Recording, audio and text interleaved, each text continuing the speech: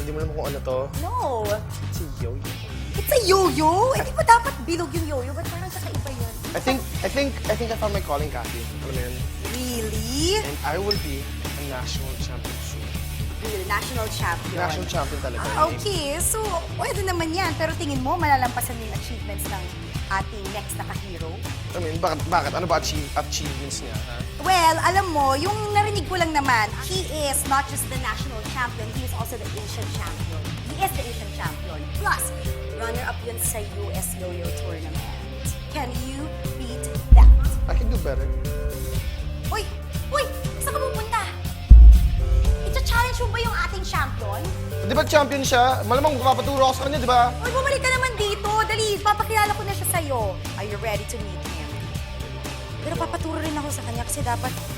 Ayun. Oh my gosh! So now we have Brian Hardin here on Man on the Spot. Yo-Yo Champ!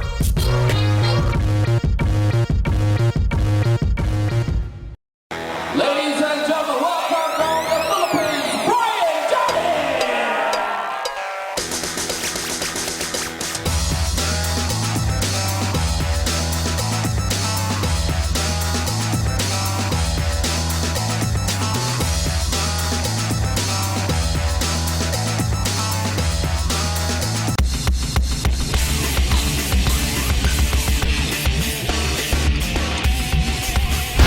So, how long have you been doing hindi yo-yo? Almost 9 years na rin ako nag-yo-yo. And then why did you get into yo-yo? Parang may TV show, cartoon siya. Tapos, dun, nainganyo ako, nakita ko yun. Tapos after nung yung movie na yun, nag-vlog sila na every Saturday, Sunday, may mga mall tour yung mga Yo-Yo Masters. Okay. Tapos yun, nag-try lang ako puntahan. Tapos yun, natuwa ako. Tapos yun, every Saturday pumupunta na rin ako sa mga mall para tignan, tapos magpaturo. Tapos So eventually, nag-contest na rin. paano mo nalaman na mayroong mga yo-yo national championship na ganyan? Bigla na lang nag-boom yung Yo-Yo sa Philippines. Tapos pinalaki yung mga org. Tapos yun, gumawa sila ng mga contest, tapos pinonta kami. Tapos yun, sumasali kami.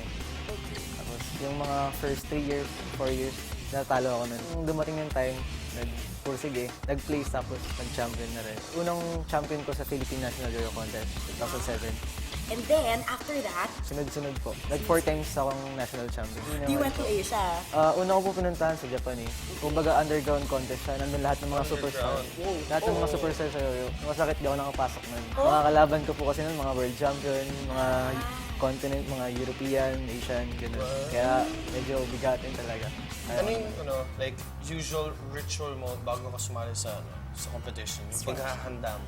Sa mga 1 month before, nagka-practice na ako nun. Pag contest, sobrang onting throw lang ako kasi pag napagod ka, tapos pagdating mo sa stage, hindi ka na makapaglaro ng maayos. Tapos pag may kalaban ako, hindi ko sila pinapanood kasi mas lalo nakakaba. And then, yung Asian championships, ilang beses ka naging champion? Noong 2011, nag-second ako nun. Okay. Okay. Ayun talaga unexpected kasi gusto ko lang ma-experience yung Asia Pacific. Pumunta lang ako doon, ina-expect kong place nun mga 6th, 4th, 5th. Tapos nung tinawag yung Philippines sa second, natuwa na ako nun. Usually Singapore siya ginaganap. Tapos nagpa-plan din namin na gawin sa Philippines at Asia Pacific. Nangyari pa lang siya sa Malaysia at Singapore. What's your next competition? Sa Japan, underground contest, yung hindi ako nakapasok na preliminaries. Ano yung mga mababentang tricks na ginagawa mo? Pwede mo ba kaming Tawag dito, butterfly. butterfly? Ayan. Natutuwa yung mga tao pag ginagawa ko yan. Tapos, Ellie hops.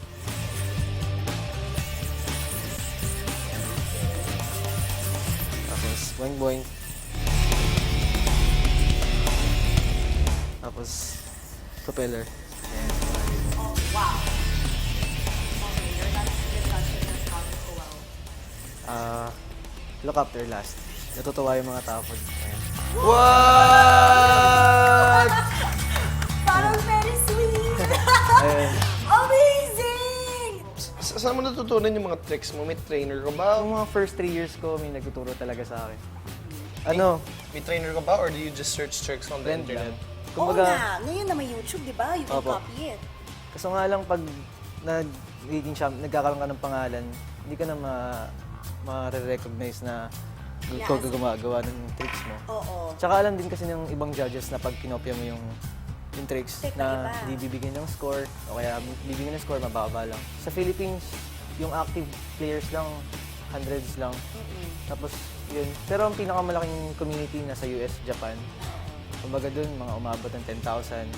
When you pick your yo-yos, anong Oo, characteristics ng yo-yo yung parang for you? This is for me. Gusto ko po kasi yung weight distribution medyo magaan. More on speed ako naglalaro. Tapos yung gap din. When you prepare tricks, how long do you devote your time? Pag nag-iimbento ko, sobrang ang tagal. Nag-invento ka, Opo. wow. Yung kumbaga, pa-practicing kasi Ito, mga 1 month, ganyan. ganun. Tapos hanggang sa ma-perfect ko na siya. Tapos di ako basta-basta naglalagay ng trick sa sa contest. Kasi mahirap pag pumalpak ka.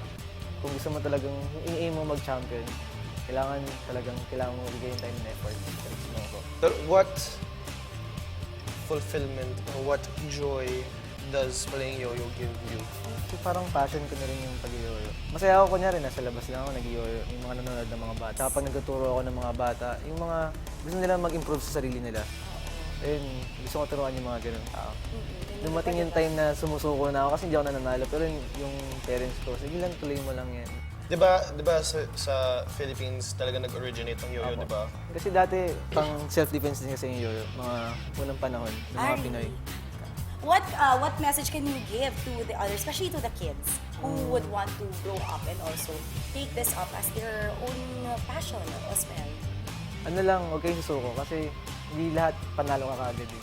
Kumbaga dadaan ka talaga sa butas ng karayong para makuha mo yung goal mo. Bigyan mo ng effort, ng time, saka time management sa mga bagay. Yes, and I'm sure you're gonna bring more pride to the country. Thank you.